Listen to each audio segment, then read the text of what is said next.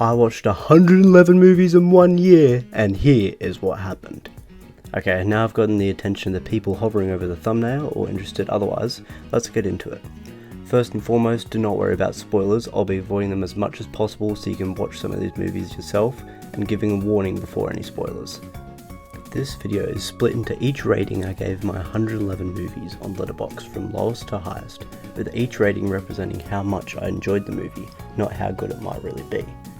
But I will rate many good movies highly, as over this year I look for more and more artistic choices which made the movie more enjoyable. Also, there are awards at the end. Anyway, let's get into it.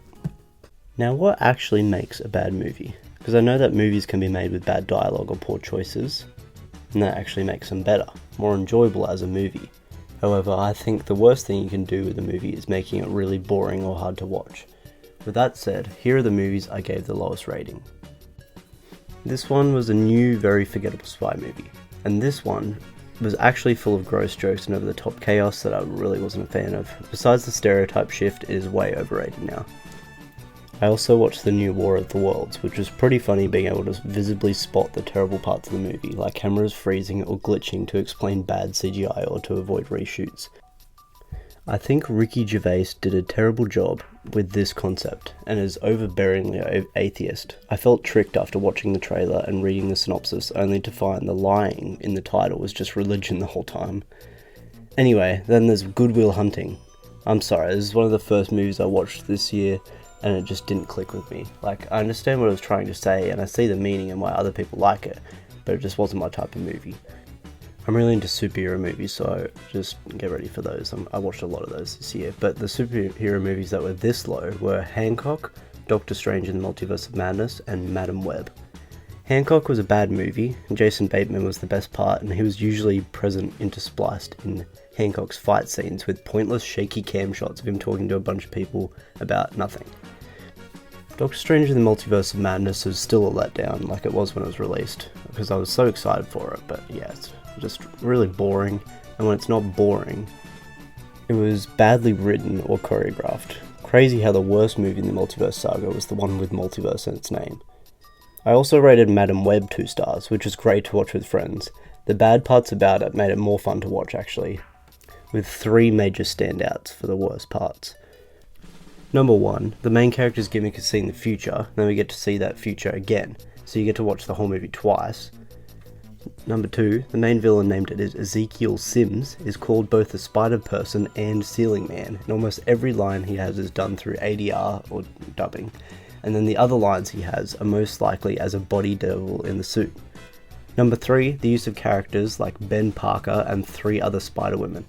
There is no reason for Uncle Ben to be in this movie, and it's probably the only thing that really led to it being set in 2003. They also have one alright scene with all of the Spider-Girls killing the bad guy, which he tries to stop and succeeds, as the main things they use in the final act are an ambulance and the P from a Pepsi sign on top of a fireworks warehouse. I could probably make a whole video on this movie. Finally, I watched Borderlands, as after I watched Madam Web and War of the Worlds, I felt like I had to make it a trilogy. This movie was released last year, and it still has the line, "Oh yeah? You in what army?" The one right behind me. I should add that this year I rewatched most of the MCU, so a lot of those movies will be in here, but not the shows. That said, here are the 2.5 star movies. Unfortunately, smooth animation could not save Nimona from its unimpactful plot, generic dialogue, and soundtrack, along with hollow titular character. The Fountain of Youth was a new Apple movie that was just full of long scenes and things left unexplained, making it a try-hard Indiana Jones with no substance. Also, spoiler alert for this movie, I guess. I haven't seen anyone talking about how weird Domhnall Gleeson's character was acting around the 11-year-old boy, who's giving him alcohol and then saying they had wiener schnitzels. Then they later revealed he was the villain. Moving on, Thor: The Dark World is my lowest MCU movie before Phase 4. This movie was still necessary as it's the only one with the Reality Stone, but it was definitely the weakest in terms of interesting characters. The other MCU movie I had here was Eternals, which is a pretty similar case but with cooler superpower scenes and worse dialogue. It's also much too long. I also watched Happy Gilmore 2, and although it had been about 2 years since I watched the original, this movie does not care. It references every funny joke in the last movie with a direct flashback, and it is the multiverse of cameos. Here's a quick list of who was in it.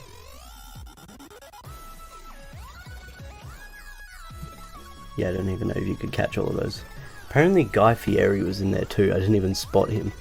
Finally, I watched a couple of new kids movies, Paddington Peru, Wallace and Gromit, Vengeance Most Foul, that just weren't very engaging.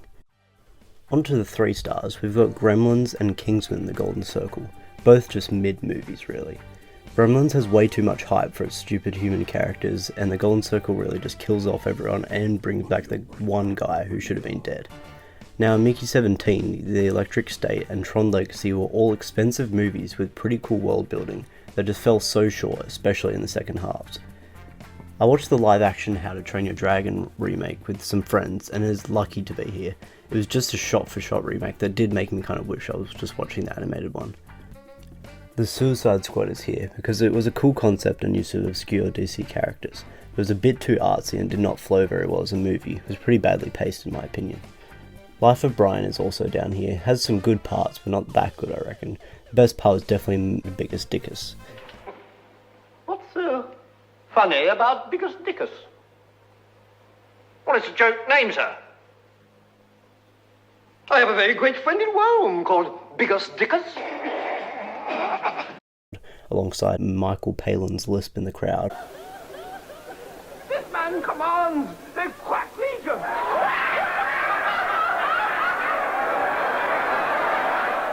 They wax as higher than in Rome. I also watched Tag, which was alright, but I don't think it used the concept well enough. Snatch was a movie my friend recommended to me, and I think it had some cool ideas, but it didn't stand out to me that much. It was probably too British. I also watched Tim Burton's Batman, which was such a goofy movie, but just not goofy enough. I think this movie has the best pitch meeting ever. It was so true because there aren't many choices in this movie that make sense. I'd highly recommend watching the movie and then watching that pitch meeting. It was so good. The MCU movies are rated 3 out of 5 with these ones. Iron Man 2 was just missing the sauce, and Homecoming was about a whiny teenage superhero really needed to get out of his own head. Not a very good Spidey movie. Black Panther just fell out of place as the movie before Infinity War. Every other one had some Infinity Stone element, but this movie kind of just gave them somewhere to fight. At least we got to see Chadwick Boseman in the cool kinetic suit though, and adding the moral dilemma that drove the villain of sharing the Vibranium or dominating with it was a cool element. But in the end, comparing it with other MCU movies, I could only give it a 3. Finally, Black Widow with the undercover family coming back together was fun, and a decent way to give it a team, but it fell pretty flat otherwise. I could talk about each MCU movie for like 10 minutes each, but let's move on.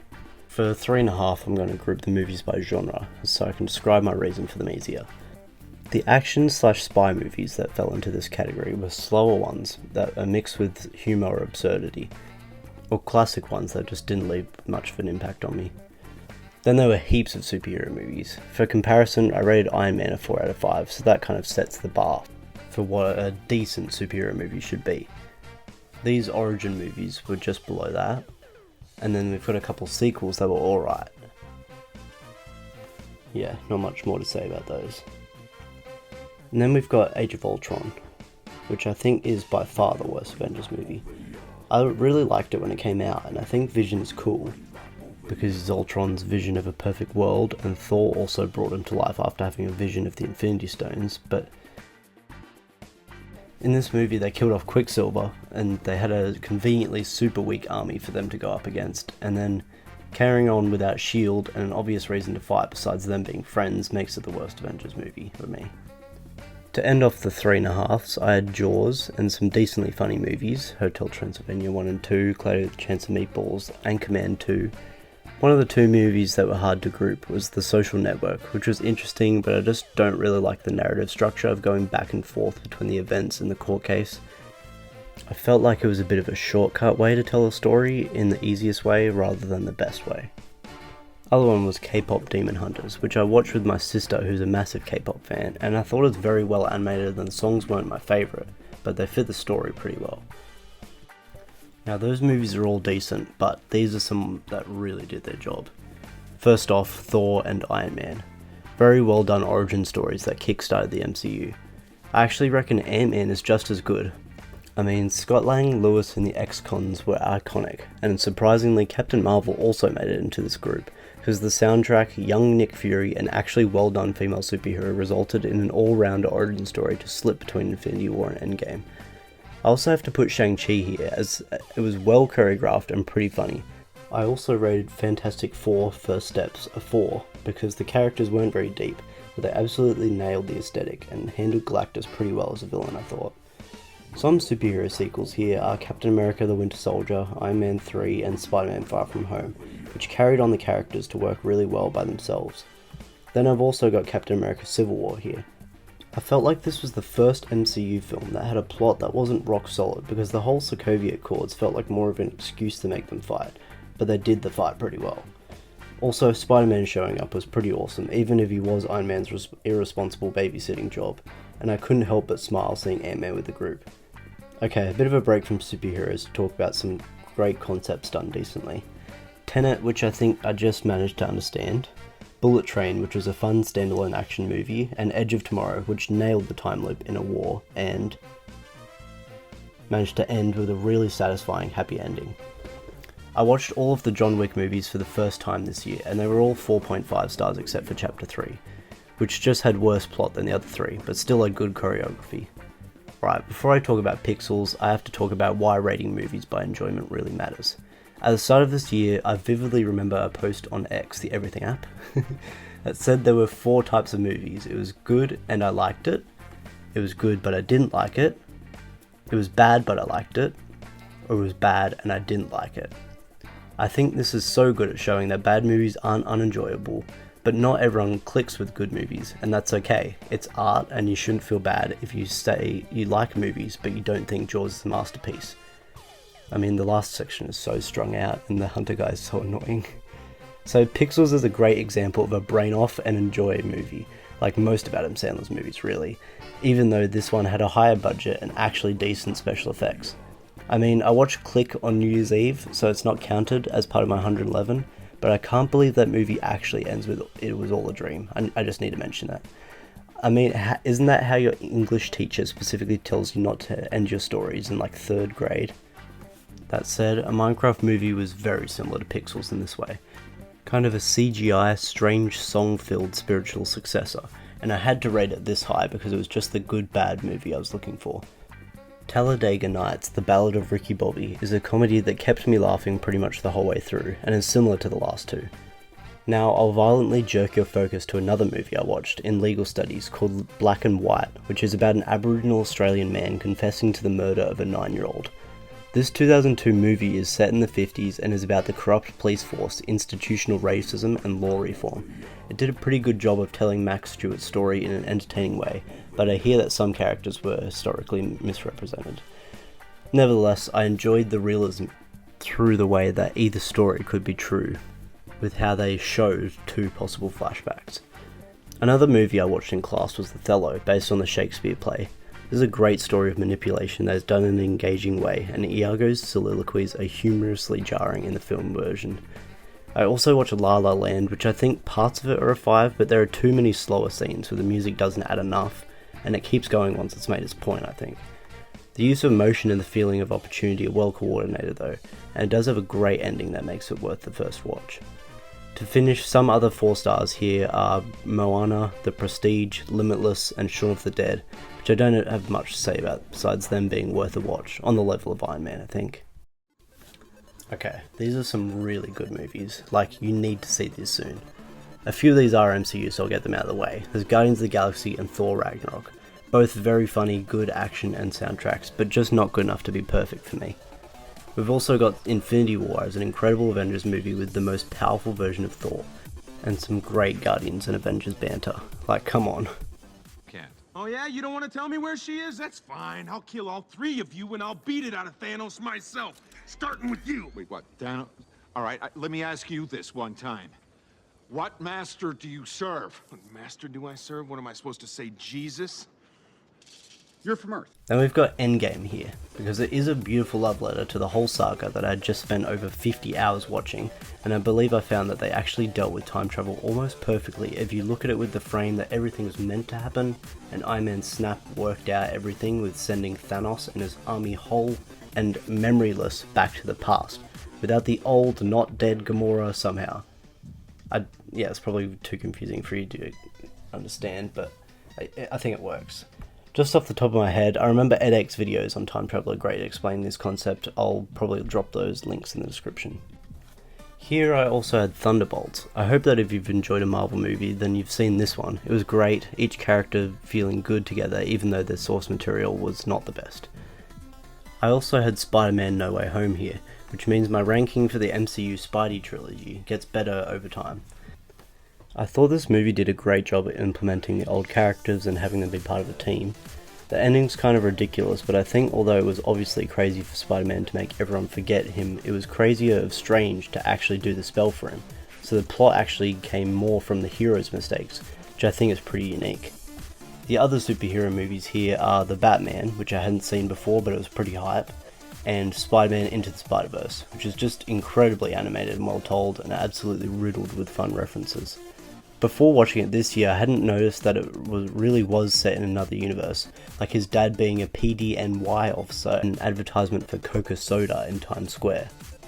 For the non-superhero movies I had on this list, there was Heat, a great dramatic crime thriller that also had a great emotional drive, and Jumanji: Welcome to the Jungle. I know Jumanji might seem like a strange pick, but they actually really nailed the stuck in a video game aspect, and it was really enjoyable and funny all the way through. Jack Black was way too good at being a teenage girl, but the only reason it lost half a star was because Kevin Hart just played himself too often, not the jock that he was meant to be controlling him. The second highest rated animated kids movie I have here is The Croods. There were all the memes this year with the absolute banger smash and grab, but the movie is actually great. Incredible voice acting and plot completely surprised me for a random DreamWorks movie. Another kids movie I rate just as highly is Muppets Most Wanted, half a star lower than the 2011 one, but pretty funny, with some pretty big actors and great songs made by Brett McKenzie, who you might know from Fly the Conchords. Movies with great concepts all done really well were Game Night, The Gorge, 500 Days of Summer, Eternal Sunshine of the Spotless Mind, Palm Springs, The Truman Show, Baby Driver, and The Naked Gun. But they didn't have that extra push of either humour, soundtrack or emotion that I need in my 5 stars. While Naked Gun might have been the funniest movie I've seen this year, with its great callbacks while still making it its own thing, but it was missing something still. I also saw The Long Walk, which is quite similar to The Hunger Games but with the same director and concept as those movies, but it was pretty cool to find out that this movie was based on the book that Stephen King wrote when he was 19 and released like 30 years before. I think it depicts young men really well, and although it doesn't have a great ending or overall world building, the cinematic choices, conversation and score make it an excellent movie. Super emotional too. Finally, I have to talk about John Wick chapters 1, 2 and 4. The only thing stopping these movies from being 5 stars is the simple plot and strangely comical nature of many scenes, but if you like action movies, these are the best of the best, with perfect choreography that never leaves you bored. Chapter 1 is a great introduction to the universe and has the most solid plot driven by John's grief, but chapters 2 and 4 have even better fight scenes. Fighting the assassins out in the open in 2 was very well done, as well as his run and gun segment after the party in Rome. Although 4 is very long and makes John seem almost invincible to Cars and Falls, it is forgiven by its great ending, cool soundtrack and awesome cast, as well as the scenes with the blind assassin and the top-down scene. Go watch them if you haven't, they're incredible. These are my 5-star movies, the best of the best because they're engaging from start to finish, usually have a stellar soundtrack and cast, and left me with nothing major to critique at all. Just a reminder, I do rate my movies on how much I enjoyed them, so this is completely subjective, and I'll also talk about each one in more detail, leaving my favourite movie of all time to the end. Number 1, The Muppets. To start off the 5-star list, we've got a very light-hearted movie. I watched this heaps of times when I was in primary school, and I was really happy that the songs and jokes were just as good on the rewatch. This is very much a kids movie, no deep message here, but it has some amazing original music, and I found that even though I've only watched it 4 or 5 times, I somehow know all of the words to Men Are a Muppet, which I found out last year actually won the Oscar for Best Original Song, which is pretty hilarious. Number 2 is Top Gun Maverick. This movie is pretty popular and for a good reason. I think it's extremely well made, and the first time I watched it, the build up to the final act was the most emotionally invested in a movie I've ever been, I think. There's obviously a great cast with Tom Cruise and his role of teacher, where his lessons didn't get repetitive and the stunts looked incredible. It also had a very real feeling love story, which deals with the stakes well. It apparently won Best Sound at the Academy Awards. Number 3, Looper. Now this movie is not as popular and I don't really know why. I found out while looking for time loop style movies, and for those who don't know, it stars Joseph Gordon-Levitt with some prosthetic stuff done as he portrays the younger version of Bruce Willis' character, who works for the mob killing people that they're sent back from the future. They then know their job is done when they kill themselves as part of the job, and enjoy the rest of their lives. I love the ethics at play here, and it had some visually really cool scenes, and although the telekinesis power thing was a little shoved in, I thought it paid off pretty well overall. And to add to the quick little facts for the last two, this is directed by the same guy who directed Knives Out and Glass Onion, which I've heard are good and I'd like to watch, but I kind of know the spoilers already, so. Number 4 is Spider-Man Across the Spider-Verse. It has unrivaled characterization for a film, the greatest animation of all time, and incredible score. This might be my favourite written superhero movie of all time, and emotion is used so well through both the music and the art direction. The only thing preventing it from being my favourite movie of all time is the first half having some strange voice acting, like people talking normally while they're far away from each other. Will you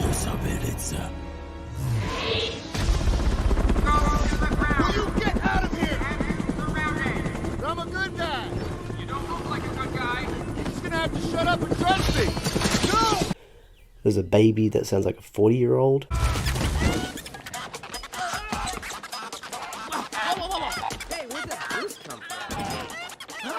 I don't think I want this costume anymore.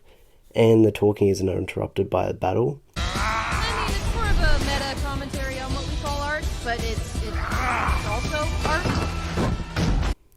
And the scenes that are sometimes paced super quickly, giving it more of an attention-grabbing kids movie vibe that contrasts the incredibly heartfelt parts of the film. Quick fact, the spider suit that Penny is seen to have in this film seems to much closely resemble her comic book one. The one in Marvel Rivals seems to be a blend of this one and the comic one. Number 5 is Scott Pilgrim vs. the World. This is such a fun movie that does some great stuff with its source material. Heaps of shots and dialogue are taken directly from panels in the comic, which has one of my favourite stories of all time. I think the comics are better because they flesh out everything much more, but this movie did a great job of adapting it all. And it can be a bit off-putting, but also works great as a movie based on a comic in a video game world.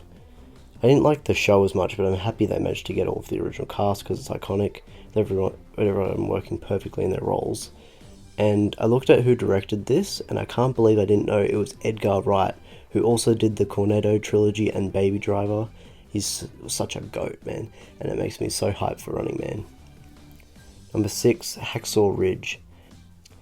This movie is similar to Top Gun Maverick with the combat, military aspect, but I think it's even better because it uses ethics the whole way through, with Andrew Garfield portraying a Christian soldier that wants to be on the front lines but not touch a weapon, just help as a conscientious objector medic. I didn't expect to enjoy a war movie so much unless it had cool action like Edge of Tomorrow, but this was just incredible, and the fact that it was based on a true story made it even better. The innocent love story in the background was beautifully done as well, and the fact for this one is it was directed by Mel Gibson and it won the Oscar for Best Editing and Sound Mixing. Number 7, Top Secret. There's spoof movies like Spaceballs, Naked Gun, and Scary Movie, which were really big in the 80s and early 90s, but this is my favourite of them all. They're filled with constant visual jokes, and this one has Val Kilmer playing a goofy American pop star turned Nazi fighting spy. His music makes this movie incredible. It takes from multiple artists, with the opening scene of the movie a music video for his song called Skeet Surfing. The great fact for this one, this is Weird Al Yankovic's favourite movie. Number 8, Superman. Oh man, this movie, I couldn't believe that it actually lived up to the hype. Everything about it was just done so well. The soundtrack, the casting, the scenes with the superpowers, the relationships between characters, the Justice Gang, Lex Luthor, and most of all, the portrayal of the Superman character. He just wants to save people, man, and it was super. I'm so excited for the rest of the DCU. I binged Peacemaker straight after so I could watch Season 2 when it released, and I think the only thing holding this movie back from being my favourite of all time was that although it did everything right, didn't leave the greatest impact. For example, this is a spoiler alert again, although Superman had a chat with Pa Kent about who he was meant to be, and he had the most amazing response, which I believe was along the lines of, maybe what you wanted that message to say means more than what it actually did. Yeah, and Superman kind of just replies with, "You don't get it," which I guess shows something about Superman's character, but that line needed more acknowledgement as a great fatherly advice. None of these brought the movie down from still being one of my new all-time favourites though, because it was all still there. And a random fact, the actors for Superman, Lois Lane, Jimmy Olsen, Lex's girlfriend, and Hawkgirl were all born in the same month the movie was released, in July. Number 9, Avengers. Yeah, I like superheroes, okay, but this movie is magical. The way it brings together the characters is just beautiful. They are all presented so accurately and have a balanced amount of screen time, and I think this movie is also one of the funniest in the MCU. You have no idea what you're dealing with. Shakespeare in the Park? Doth mother know you weareth her drapes? And has one of the best orchestral scores out of any movie. And it's written so well with the use of morals to show the need for superheroes and not just that they're there for another movie. Although Endgame and Infinity War are amazing, I don't think they compare to the original's balance of screen time and the feeling that comes from watching a team of awesome characters come together just as the world actually needs saving, not like it does in every other movie now. Number 10, Fight Club. I don't want to say as much about this movie because it is the first and second rule of Fight Club, but this is my 111th film of the year and it blew me away. It instantly made my top 3. You need to watch it this instant if you haven't, especially if you know barely anything about it like I did before I watched it. Number 11, The Lego Movie. This one might come as a bit of a surprise for a number 2 pick, but I love this movie so much. I'm a massive Lego fan and I'm so happy this movie is almost the perfect adaptation of a product, to bring all of the soul of the toy into a movie instead of making a soulless promotion piece. The plot is just incredible, taking a child playing with Lego and only revealing it later, because having intricate new stories made with minifigures used to be my favourite thing to do. Other great things were cameos from random IPs that LEGO's made sets for, the animation of the Master Builders, and just a really well done Chosen One storyline that worked perfectly. Also, the humour is just top notch. The Lego Batman movie has some great stuff too. You know what? Doesn't matter, because I have a double secret super password that unlocks the parental lock. You mean Alfred the Butler with 2 T's? But the jokes are so good in this movie. Overall, it's my second favourite movie of all time because it's just so enjoyable. Just a surface level message with a great cast that perfectly represents one of my favourite things. Number 12, Guardians of the Galaxy Volume 2. Now, I know this might be a super random pick, but I love every bit of this movie. And for this one, I can't just list things I liked, so get ready for my glaze session. First of all, the soundtrack. I don't know how, but every single song is an absolute banger, and they all work in the movie. The Mr. Blue Sky intro is beautiful, the way Brandy, You're a Fine Girl is used, the chain needle drop before the final fight, and best of all, come a little bit closer, while Yondu slaughters all his mutineers, which is one of my favourite scenes of all time. Next, the VFX. It was only on my second watch this year that I properly took in the beautiful environment of this movie. The Ravager's ship was enormous and everything on Ego's planet looked so good. The best use was definitely during the fight between Ego and Peter when he had his celestial powers, which felt straight out of Invincible. There are a few great and simple ways of driving the plot, like the building of the romance between Peter and Gamora, Rocket realising how much of a jerk he was but learning from Yondu, alongside Peter dealing with choosing between his new family or his old one, and then realising he doesn't have to follow his father. I love the cast as well. Chris Pratt was so good and Dave Bautista has such an infectious laugh as Drax that makes his stupidest jokes still funny. Side note, after rewatching this while watching Peacemaker, I noticed a couple actors James Gunn has reused, like Mantis as one of Superman's robots, and this Ravager with goggles as John Economos. Also, fun fact, but spoilers for Peacemaker Season 2, did you know that James Gunn has now killed Michael Rooker 3 times across the MCU and DCU? As Yondu in Guardians 2, this guy in the Suicide Squad, and then as the Bird Hunter in Peacemaker. Pretty crazy that Michael Rooker got to play 2 characters in the same universe like that. Back to Guardians 2, I want to say that on my rewatch I set out to completely remove bias, but the only issues I found at all were that Yondu is cremated with the same fin that Kraglin uses, and I've heard some people joke about the large number of end credit scenes. That said, I want to say lastly that this movie has the best credits of all time. The end credit scenes keep it from getting boring, but it's full of jokes, references, and great songs anyway. Alright, yap session finally over, it's time for the awards. Before we start the awards, I have to say thank you so much for watching this entire video, or just skipping here, but I doubt you did that, because you're so great for watching it at all. Alright, so, first award is the best movie released in 2025, which I will give to Superman. The lowest rated popular movie that I gave was Good Will Hunting, and the best hidden gem was Top Secret. The best end of movie dance party was Hotel Transylvania, and the movie that was actually so bad it was good is Madam Web. Again, thank you for making it all the way to the end of this video, and here's the final list of all 111 movies. You can check me, but I definitely included all 111. Also, check out my Letterboxd profile, I'm going to put it in the description, but basically every movie after these 111 I gave a review, so I don't have to make a video on those as well, unless I really have to.